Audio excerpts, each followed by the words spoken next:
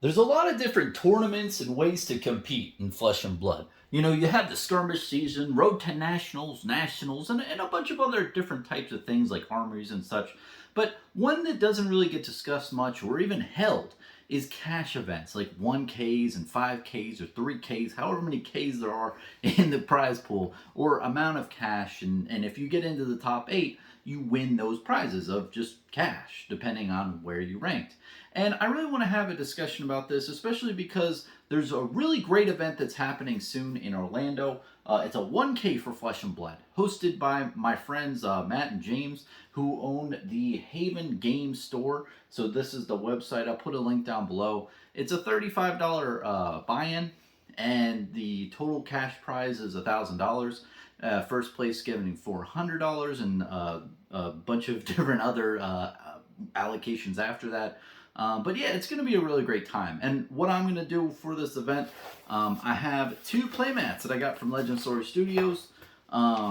This one and this one. And I'm going to be putting it in the prize pool. So basically, these two playmats and one of each Herald of Rebirth.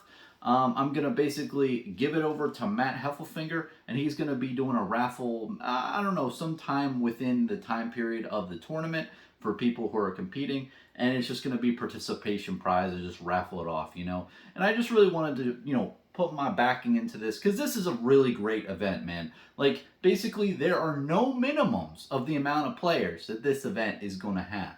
And that's the biggest problem with cash tournaments like 1Ks, and I'll explain that in a minute. But there's no minimum amount of players. So if 8 people show up, it's gonna go down. If 9 people show up, it's gonna go down, and they're just getting the cost, which I think is amazing. And I mean, I really think that, you know, this is a really cool event, and I'll be there. So if you wanted to meet me in person, yeah, there'll be a good chance. But ultimately, yeah, this stuff gonna be raffled off. And yeah, it's going to be held July 30th, which is coming up very quick. I think a week from right now, this very day. And I really want to talk about cash tournaments, okay? So let Uncle Bronson tell you a little story. So earlier in, I think 2021, I was getting into Flesh and Blood. I was competing. I was starting to compete, and I joined this cash tournament. I think it was only like $200 top prize or something. But you know, $200 is pretty large amount of money. You know, I mean, especially I think the buy-in was like $25 a person or something. So I actually did get, I think, second place in that, and it was such a great feeling, man. After the tournament was all wrapped up, literally the organizer came out and he had like a stack of $20 bills, and he's like, "Oh, yo, you got second place, Bronson?" I was like, "Yeah." And he's like, "Okay, 20, 30, 40, you know, 60." And he handed me $100. And just getting that money in my hands, it was just kind of cool. It was a feeling that I hadn't received ever in a game at all, you know, playing a game, and you had a lot of fun, and it might have been like a $25 buy-in, and you know, you have a good time, you get promo cards, but getting money at the end of the event was something cool. And I was very fortunate to, you know, perform well. Got pretty lucky in a couple different interactions there, but overall, there's something different when there's money on the line, you know. And I feel with Flesh and Blood, these types of events should be happening way more, man. When you do the calculation math and everything of how many players you need for a 1K, it shouldn't really be that many. Like, I think I did the calculations, and if each person puts in $50, then you only need like 20 people to have a 1K where, you know, that amount of money is distributed to the top 8. I mean, even with a amount of players of 40 players, they contribute, I think, $30 each. You know, that I think that 40 times 30 is 1,200 all day long. So you could have like $200 go to the organizers and $1,000 get distributed through the rest of the group. That's legit. And I feel like there's such a big community out there in certain pockets of, you know, the world where these events can happen a lot more. The only issue is who's going to show up and how, and can you get enough people to do it? Because if you were like 37 players or 36 players and you need 40, it can't fire off, and then everyone gets bummed out and everyone leaves, and it's such a a boner breaker in a way, man. It's rough that way. I think that's the biggest detractor to these types of events, which is the whole like you need a certain minimum amount of players to just fire it off. And that's why I think, the Haven Games is really cool that they're supporting this and that they're trying to hold a really big event for the Flesh and Blood community. And, I've just been friends with these guys for a little bit now. And, Matt's been in Flesh and Blood since the very beginning of the game. And, I've heard him say multiple times on multiple occasions, he says, I will die on the hill that is Flesh and Blood. And just, hearing that just really wants to make me back this type of thing. And, he's a really great person in the Flesh and Blood community.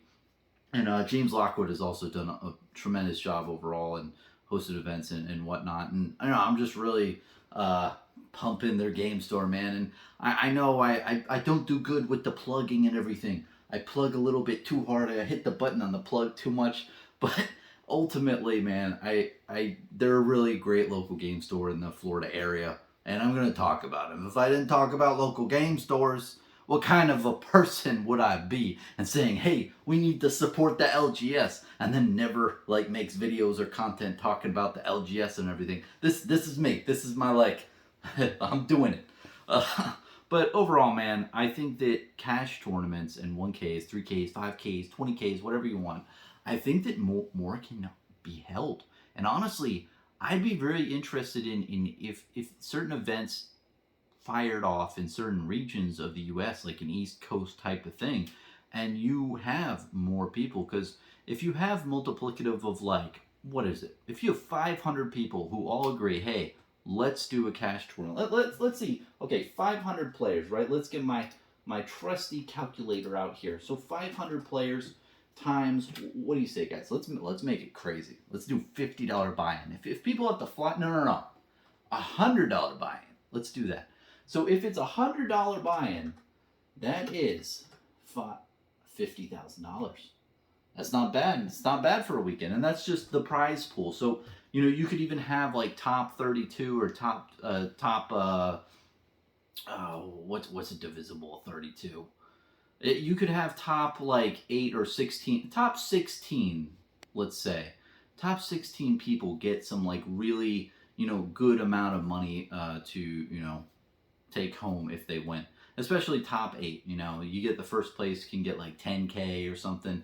I'm not too good with the maths and all the allocations and everything, but I think you could have those tournaments legitimately, like a Florida tournament with 500 people show up. I think that is legitimate. If enough people band together and just hold these types of things, the only issue, like I said, is just having them fire off. So you'd have to have a certain thing where people get in and everything, but I just like to see it more, because overall, I think that the reason why you don't see this in Pokemon, Yu-Gi-Oh, and Magic the Gathering is because a lot of those games geared towards more kids, or can gear towards kids. Those are in their demographics.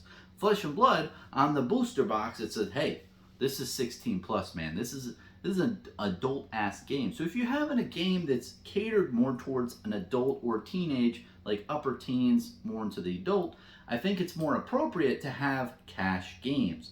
And that's why you don't see them in the other, big 3 TCGs so far. So just be really interesting to see in the future if a lot more of these things fire off.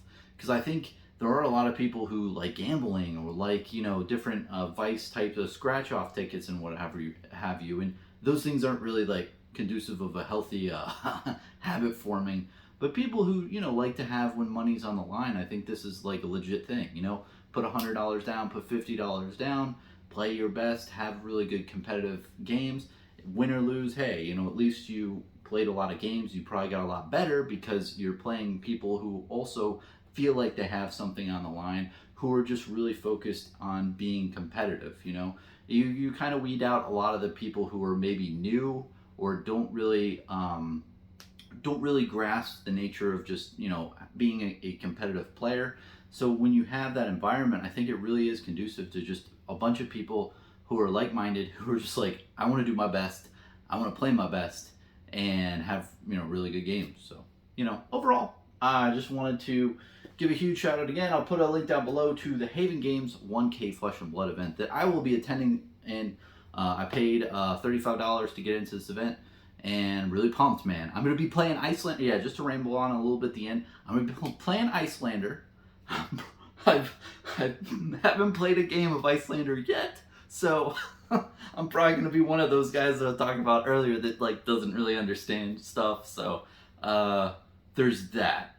But I think it's gonna be a lot of fun. Regardless of win or lose, I'm just really looking forward to being at the local game store, hanging out with friends that I haven't seen in a while, and just playing a really cool hero because Icelander is really cool. I really like the different interactions and everything. It's just I'm really scared at the moment going up against like a Prism or a Dromai, and then it's like, ugh, what do I do? Because the I think that Icelander can really shut off like Fae or some really aggro type stuff. You can just really wreck certain turns where they're done.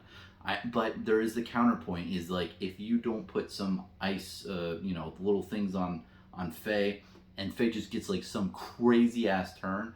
I think he can really just wreck Icelander on that turn. So it doesn't matter if you're like halting him off with ice the whole game. If he just gets that one opening, he can just like murder you. So yeah, that's my thoughts overall on the meta with Icelander that I've never played, but overall gonna have a good time. And again, yeah, I'm gonna be giving this to the Haven Games to raffle off during this event to show my support and to give back and everything. And also yeah, I'm gonna be giving out this is gonna be raffled as well. Matt's gonna raffle these off one by one. And yeah, and most of these went to my patrons. I mailed them out I think a month ago for all the Herald Rebirths. I don't have, so I think this is the last ones I have left. I don't have many left, let's say that. And yeah, no, I just thought this would be cool to add to the bundle to yeah, just add more to the pot of this really cool event that they're hosting. So yeah, thanks for watching, man. And if you're going, I'll see you there. Peace.